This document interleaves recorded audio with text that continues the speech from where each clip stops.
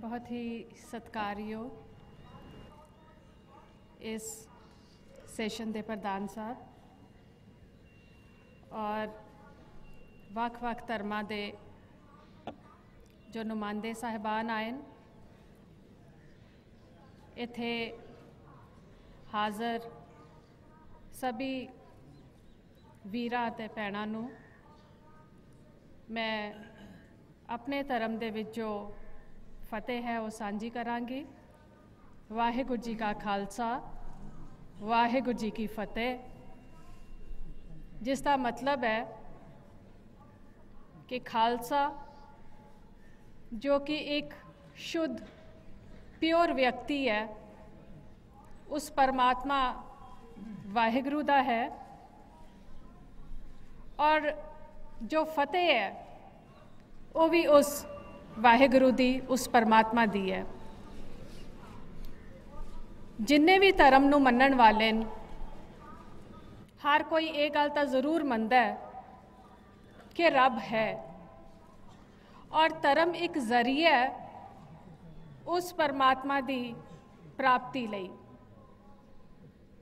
जिस चीज़ ने सानू एक दूसरे दे करीब लियाना सी, बहुत उस वक्त दुख हुंदा है जदों धर्म दे नां दे उपर ही असी आपस विच उलझ जांदे आ, और अजिहे समय दे विच ये बहुत ज़रूरी हो जाता है कि असी इकट्ठे बैठ के विचार करिए और समझिए कि साडे धर्म की कहंदे न। धर्म का जो मुढ़ला सिद्धांत है वो की एक मनुख नूं दूसरे मनुख नाल नफरत करन दी इजाज़त दिंदा है।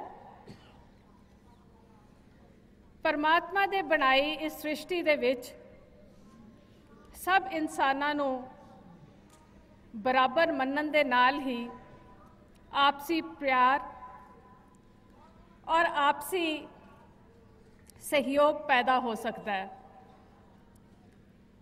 पर अज दे समय विच असीं देख रहे हैं कि धर्म दे नां ते ही वखरेवें पैदा हो रहे हैं। एक धर्म नूं मनन वाले ही कई बार आपस दे विच ये कह के उलझ जाते हैं कि धर्म की व्याख्या मेरी सही है या धर्म की व्याख्या जिहड़ा मेरे ही धर्म नूं मनन वाला दूसरा व्यक्ति है उहदी सही है। अज दा समा टेक्नोलॉजी का समा है।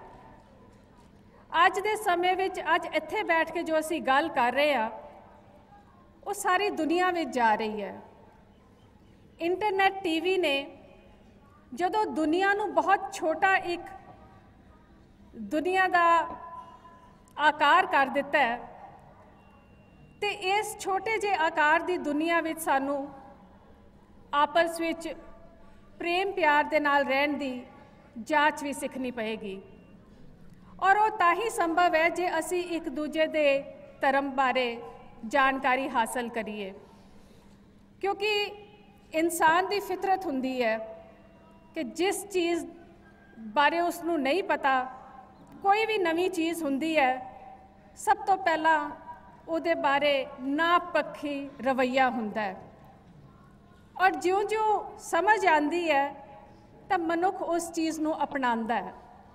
इसे तरह जदों वख-वख धर्मां दे जिहड़े मारग हन, असी जद उन्हां बारे विचार करते हैं और ये समझते हैं कि इन्हां दे विच भी डिफरेंसिस हो सकते हैं, पर असी एक दूसरे की इस गल का भी सत्कार करिए कि तुहाडा जो विश्वास है, धार्मिक विश्वास, वो तुहानू मुबारक, साडा जो धार्मिक विश्वास है वो सानू मुबारक, उस वक़्त तक जब कि ये सानू सही सच दे रस्ते ते परमात्मा वाल लैके जाता है।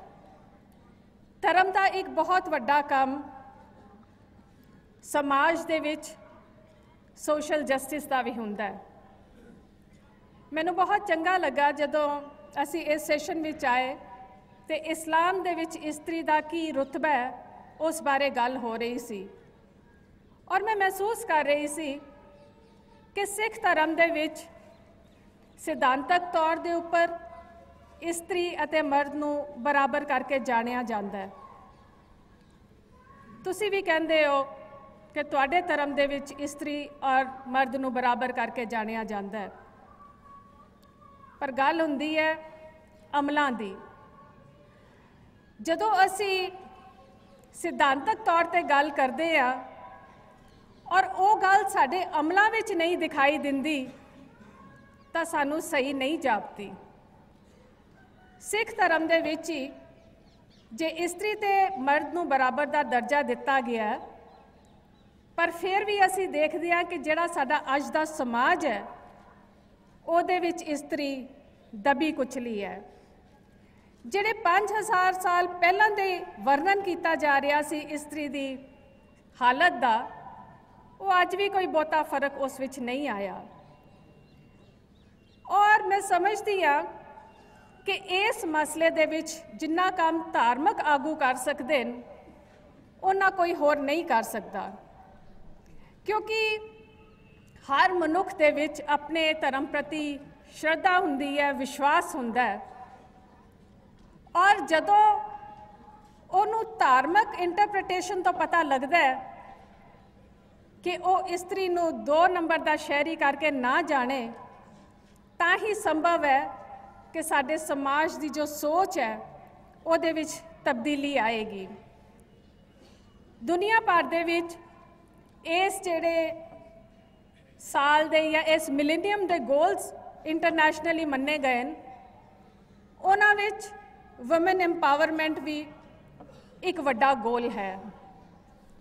और इहदे वास्ते इस्त्रियां नूं समाजिक तौर ते, धार्मिक तौर ते, सियासी तौर ते हर तरह दे नाल उन्हां नूं एम्पावर करन वास्ते जिथे समाजी और सियासी जो संस्थावां उन्हां दी जिम्मेवारी है, उन्नी ही वड्डी धार्मिक संस्थावां दी भी जिम्मेवारी है। और बहुत अच्छा लगा इत्थे आके कि इस गल नूं समझते हुए तुसी पहले ही इसका प्रचार कर रहे हो कि जिहड़ा पुराना एक साडा माइंड सैट है उहदे विच तब्दीली लियाउण दी ज़रूरत है। अज सिर्फ इस्त्री का सवाल नहीं, अज जदों असीं पश्चिम के मुल्कां में जाने आ तां साडी धर्म के आधार के उपर प्रोफाइलिंग की जाती है। पासपोर्ट ते ना देख के कई बार कुछ बंदियां नूं साइड ते कर दिता जाता है वधेरे सिक्योरिटी लई। किसी दी दस्तार देख के उन्होंने साइड ते कर दिता जाता है वधेरे सिक्योरिटी लई। और ये मैं समझती हाँ कि उन्हां मुल्कां दे विच साडे धर्मां प्रति अज्ञानता है, जिहदे लई सानू सिर्फ अपने धर्म ही नहीं, सानू मिल जुल के एक दूजे दे ये जो बुनियादी हक हैं उन्हां बारे आवाज़ उठानी पएगी। क्योंकि सिक्योरिटी दे नां दे उपर किसी दे धर्म दे नां दे उपर उस दे नाल किसी किस्म का वितकरे दी कोई धर्म इजाजत नहीं दिंदा। समाज दे विच जदों तब्दीलियां आंदियां, नवे चैलेंज साडे सामने आंदे तां अज वो समा नहीं रहा कि असी केवल अपनी गल करिए। आज समा आ गया कि असी रल मिल के एक दूसरे दे हकां दी भी गल करिए।